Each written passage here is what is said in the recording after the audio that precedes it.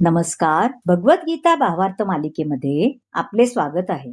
आज आपण अध्याय 6 मधील श्लोक 6 ते 10 पाहणार आहोत. पहिल्यांदा श्लोक 6 पाहूया. बंधुरात्मात्मनस्तस्य एनात्मेवात्मना जिता अनात्मनस्तु शत्रुत्वे वर्तेतात्मैव शत्रुवत्. आता अनात्मना म्हणजे जो मनाला संयमित करण्यामध्ये अपयशी झाला आहे.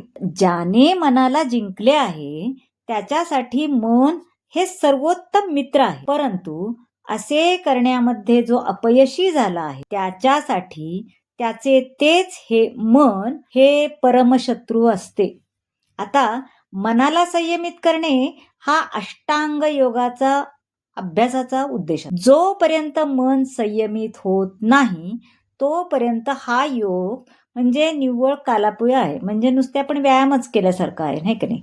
जोपर्यंत मनुष्य आपल्या मनाला संयमित करत नाही तोपर्यंत तो नेहमी आपल्या सर्वात मोठ्या शत्रू बरोबरच राहतो आणि त्यामुळे त्याचे जीवन आणि जीवनाचा उद्देश निष्फळ होतो. जोपर्यंत मनुष्याचे मन अविजित शत्रू राहते तोपर्यंत त्याला काम, क्रोध, लोभ, मोह इत्यादी आदेशांचे पालन करावे लागते. परंतु मन जेव्हा जिंकले जाते तेव्हा मनुष्य स्वेच्छेने पुरुषोत्तम श्री भगवान यांच्या आज्ञेचे पालन करण्याचे मान्य करतो. आता श्लोक 7 पाहू. जितात्मना प्रशांतस्य परमात्मा समाहिता शीतोष्ण सुख दुःखेषु तथा मानापमानयो. प्रशांतस्य म्हणजे मनावरील अशा संयमामुळे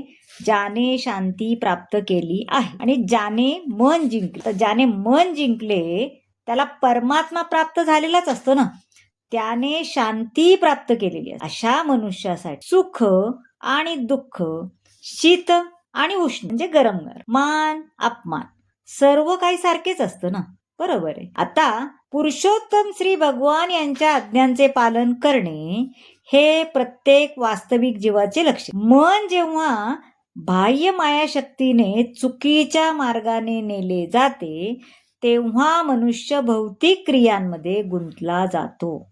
म्हणून कोणत्याही एका योगाद्वारे मन संयमित केले जाते तेव्हा त्याने ध्येय प्राप्ती केल्याप्रमाणेच आहे. मनाला संयमित करण्याचा परिणाम म्हणजे मनुष्य आपोआपच परमात्म्याच्या आदेशांचे पालन करू लागतो. कृष्ण भावना भावित मनुष्याला हे तत्काळ प्राप्त, त्यामुळे त्याला मान अपमान, सुख दुःख इत्यादी भौतिक अस्तित्वाच्या द्वंद्वाचा मुळीच परिणाम होत नाही. आणि ही अवस्था जेव्हा येते प्रत्यक्षच त्याला समाधी किंवा परमात्म्याच्या ठिकाणी तल्लीनता असे म्हणतात, है ना. आता श्लोक 8 पाहूया. ज्ञान विज्ञान तृप्तात्मा कूटस्थो विजितेंद्रिया युक्त इत्युच्यते योगी समलोष्ट्राश्मकांचन. कूटस्थ म्हणजे आत्म्यामध्ये आणि कांचन म्हणजे सोने, लोष्ट म्हणजे लहान दगड. मनुष्य जेव्हा अर्जित ज्ञान आणि साक्षात्कार योगे पूर्णपणे तृप्त होतो तो योगी किंवा आत्मसाक्षात्कारामध्ये तो स्थित झाला आहे असे म्हटले जाते. असा मनुष्य अध्यात्मात स्थित आणि आत्मसंयमी असतो. गारेचे खडे, दगड, सोने इत्यादी सर्व काही सगळ्यांकडे तो समदृष्टीने पाहतो, हो की नाही. सांसारिक विद्वत्ता आणि मानसिक तर्कवाद जरी इतरांना सोन्याप्रमाणे भासत असला तरी त्याच्या लेखी मात्र त्याला खडे किंवा दगडापेक्षा अधिक मूल्य किंवा महत्व नसते. आता श्लोक 9 पाहूया. सुरजन मित्रार्युदासीन मध्यस्थ देशबंधुषु साधुष्वपी च पापेषु समबुद्धिर्विशिष्यते. यात सुहृत म्हणजे स्वभावताच हितचिंतक.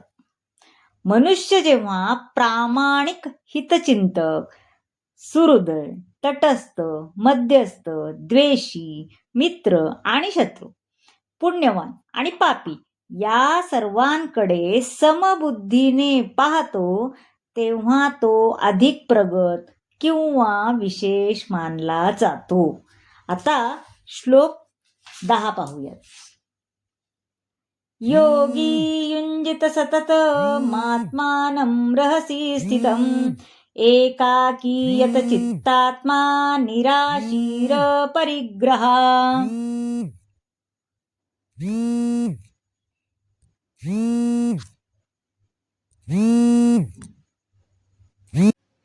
युज्जितम म्हणजे कृष्ण भावनेत एकाग्र झाले पाहिजे.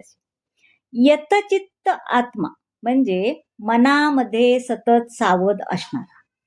आता योगी व्यक्तीने नेहमी आपले शरीर, मन आणि आत्मा भगवंताच्या ठायी युक्त केले पाहिजे. त्याने एकांत स्थळी एकटे राहावे आणि मनाला काळजीपूर्वक संयमित केले पाहिजे. त्याने संग्रहाच्या किंवा स्वामित्वाच्या भावनेपासून मुक्त असले पाहिजे. योगाचे सर्वप्रथम एकांतवासात राहावे असे म्हणतात. आता योगाचे सर्वप्रथम कार्य म्हणजे आपले मन निरंतर श्रीकृष्णावर एकाग्र करणे होय. कारण भगवंतावरील मनाच्या एकाग्रतेलाच समाधी असे म्हणतात. एकांतवासात राहावे, बाह्य विषयांकडून होणारा व्यत्यय त्यांनी पण टाळला पाहिजे. कृष्ण भावनाभावित मनुष्याला कोणत्याही गोष्टीची लालसा नसते. कोणत्या अनुकूल गोष्टींचा स्वीकार करावा, कोणत्या प्रतिकूल गोष्टींचा त्याग करावा हे तो जाणतो. तो सतत अध्यात्मामध्ये स्थित असल्यामुळे भौतिक गोष्टींपासून तो अलिप्तच राहतो आणि कृष्ण भावना रहित असलेल्या व्यक्तीशी त्याला काहीच कर्तव्य नसल्याने तो नेहमी एकटाच राहतो. म्हणून कृष्ण भावना भावित मनुष्य हा परिपूर्ण योगी असतो. तर मंडळी, कसा वाटला आजचा भाग नक्की सांगा. आवडल्यास लाईक करा, शेअर करा, कमेंट करा आणि सबस्क्राईब पण नक्की करा. धन्यवाद.